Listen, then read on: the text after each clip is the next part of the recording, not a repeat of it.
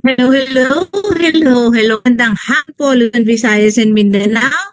Maya at ganapon sa ating mga kababayan dyan sa Kapampangan at ang ating mga kapatid na Kapampangan na Imbag Amalem, sa ating mga kapatid na Ilocano, Mantosingar, sa ating mga kapatid na Pangasinense o mga taga Pangasinan, hapon, Bicol Region, at sa Visayas, sa ating waray, maayong hapon, maupoy nga kulop, maayong ugto, at sa ating mga kababayan at mga kapatid sa Mindanao, Assalamualaikum, malingat mahapon, mapiya, kautuwa, alongan, and buenas tardes.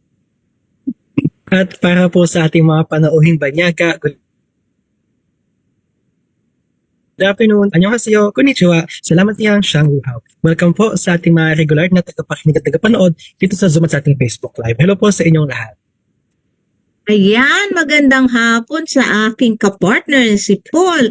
Magandang hapon at mabuhay po tayong lahat. Naku, nangangalahatin ang January at andito na tayo sa ating ika-58 or 58 episode ng the Filipino Sustainable Development Goals or SDG Action Hour. Ito yung ating lingguhang kamustahan at kwentuhan para sa maganda, maayos, mabuti at makabuluhang kinabukasan. Isang oras na naman to po lang hitik na talakayan. Ito naman yung mga discussions natin at usapin na talagang napapanahon at kailangan pag-usapan. At sa hapong ito, very exciting na naman po ang ating discussion at ang ating talakayan kasi ito ay pinamagat ng Sustainable Development of Idle Lands and Non-Productive Arable Lands, no? Very interesting kasi it pertains to idle lands, no? Ito yung mga areas o yung mga lupa na currently hindi nagagamit for productive purposes. At yung tinatawag nating non-productive arable lands, typically referred to agricultural lands that are not yielding significant crops o yung hindi nagagamit at hindi na gagamit sa tamang pamamaraan para makapagtanim tayo ng mga crops na kailangan natin.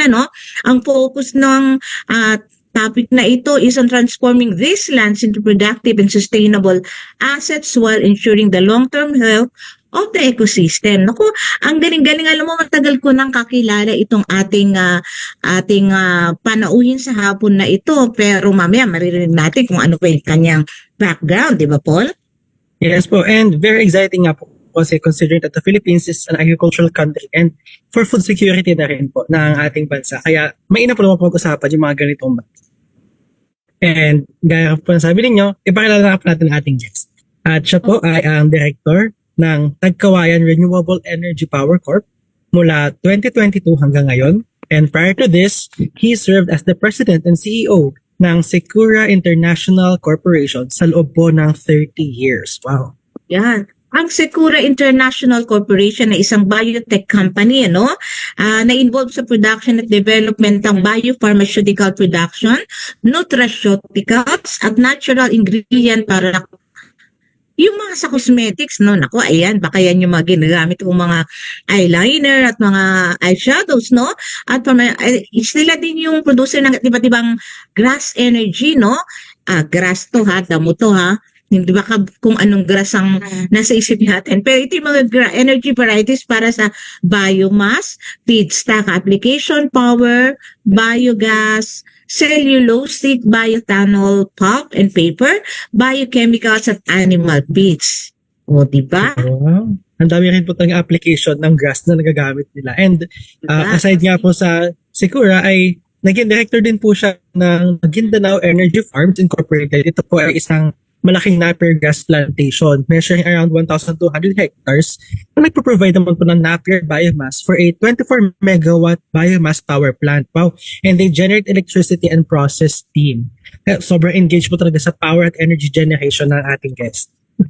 Ay, ako, interesado ako marinig po kung paano ba yung mga idle lands na yan at yung mga hindi napapakinabangan na na lote or lands ay magawa na sa kaya Paul, dahil panigurado mas marami pang kwento ang ating guest at na magiging niya for all of us. Everyone, let us welcome our guest for this afternoon, Mr. Danilo P. Sir, and welcome to SDG Action Hour. Good Go ahead, sir. afternoon. Yes, afternoon. Can I share my screen? Okay. Yes, sir. Hmm. Is this okay? Can you Yes, see? sir. We can see it. Ah, okay. So this is the title of my presentation. You can also contact me through those numbers and email address. The reason why we need to develop this uh, forest cover loss in almost 7 million hectares already. When we started our Maguindanao Energy Farms way back in 2015, it was a log over areas and used to be a fighting ground of the rebels and the military. But now it is transformed into like a tourist area. You will see greeneries all over in rolling hills and see a lot of big machineries. Now, what a 7 million hectares can do is to uh, make our power cost much cheaper than today. And we will not be dependent on imported LNG and imported coal. But using science, make these idle lands to be more productive. Now, the Department of Energy been planning to reduce the use of coal. Their target in 2030 is 45% share. But by 2040, it will go down only around 24%. And still, they're still using natural gas, starting from 20%, less than 20% today. It will grow up to about 20% in 2030 and increase by 26% in 2040. But LNG is imported. It's much more expensive. LNG or liquefied natural gas is biomethane. The difference between them is only a small amount of impurities which the power plant can tolerate. So why are we thinking of using imported fuel where we can do it locally? In addition to that, the power cost in Philippines is one of the highest in this region. How can we compete if our power costs are so expensive and are not using our local resource? Most of the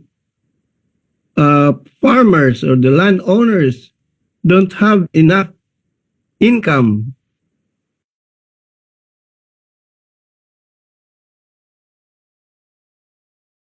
that by 2050, the global potential for the supply of biomethane is so massive, and it's located in our area, like the Philippines, Southeast Asia, China, and India. But right now, we are importing LNG from the Middle East, from the US. So that makes expensive. Now, when the power cost is high, then most of the commodities are imported because the farmers cannot compete. So cereals or rice are being imported right now. In fact, we have here Toby, the best person in producing honey in the Philippines. We're still importing natural honey. Is it because low production? And meat and edible meat are also being imported. So how can we reverse this?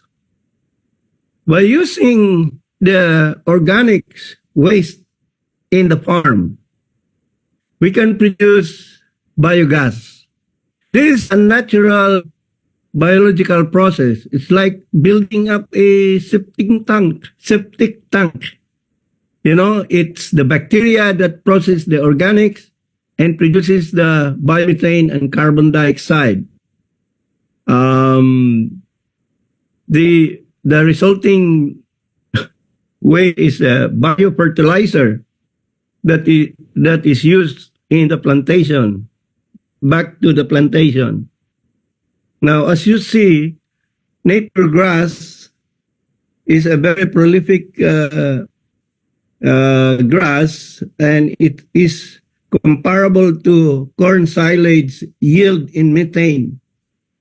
In Europe and also in Germany, most of their feedstock comes from corn silage and cattle manure. So, based on this data, we also do it here in the Philippines. This is the conceptual design that you are now using. We would like to introduce dairy and carabao racing, so that the farmers in the area that we operate can work, because the plantation is fully mechanized. We'll be employing a few people, but in the dairy and the farming of cattle feedstocks, we will be employing a lot of farmers in the area. So when the biogas is produced, it is purified by using a filter that separates carbon dioxide and methane. While we sequestered and captured carbon dioxide, we can also use it as feedstock or as a feed for algae production. And the waste water coming out from the biogas is rich in NPK, so algae will grow that much as well. If we have excess carbon dioxide, we can convert that back to biomethane by reacting with hydrogen called methane, and then add more biomethane in the production. The other use of biomass is the production of biocoal or black pellets. You know, there are existing 29 coal power plants in the country, and that they cannot just shut it down. So therefore, the need, in order to be sustainable as well as green, they should replace the fuel from coal to biocoal. This we can produce using Napier grass growing above 6 months, or we can use bamboo, or we can use other biomass that is available in the area, including coconut husks. So we can utilize all the waste in the farm. Now, this is when we developed, we selected several types of varieties of Napier grass and collected all over the country. We've maintained one variety that is now grown in the 1,200 hectares in Mindanao. This is a 6-month-old Napier grass with high cellulose content. So we can use it as a for biocoal feedstock, or as a biomass fuel for steam generation.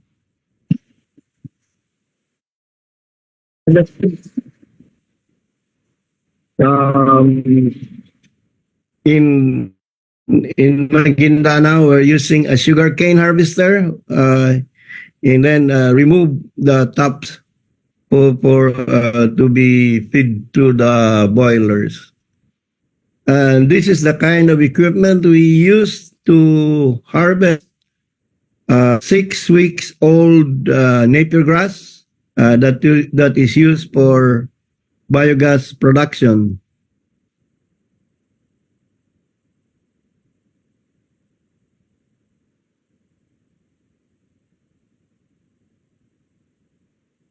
So this is the area now in Maguindanao. It was before a log over areas with very few trees already, but there are a lot of bush. But this was also the fighting ground of the MILF and the government soldiers before the peace talks. So now it becomes a tourist attraction and see and enjoy the greenery in the area, the rolling hills. Now, we plan to put up dairy farms, poultry, hog, fish farms, and algae production in the areas that we operate. So we have already identified 32 sites all over the country, and we are now starting to acquire some land for the plant facility. And by March, when the Department of Energy will issue the green energy auction, we will be participating for the waste to energy project. So, and that's the last slide.